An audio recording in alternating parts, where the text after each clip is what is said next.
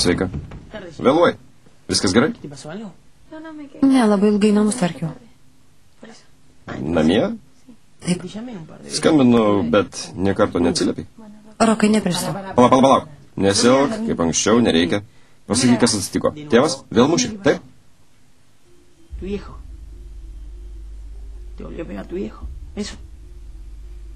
Ne. Pasakyk, kas atsitiko. Kas atsitiko? Atėjo kažkoks mafijozas mano tėvelio ieškoti. Mafijozas?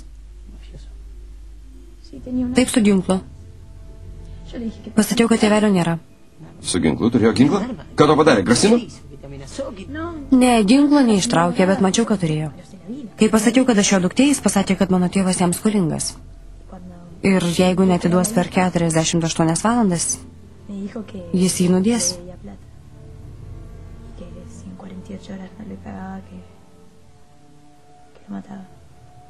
Ką?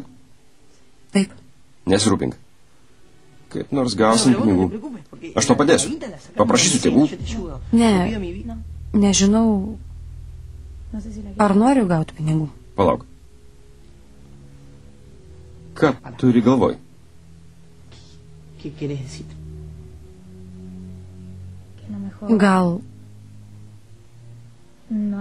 Gal man bus geriau jam nepadėti? Leisi, kad tavo tėvą užmuštų?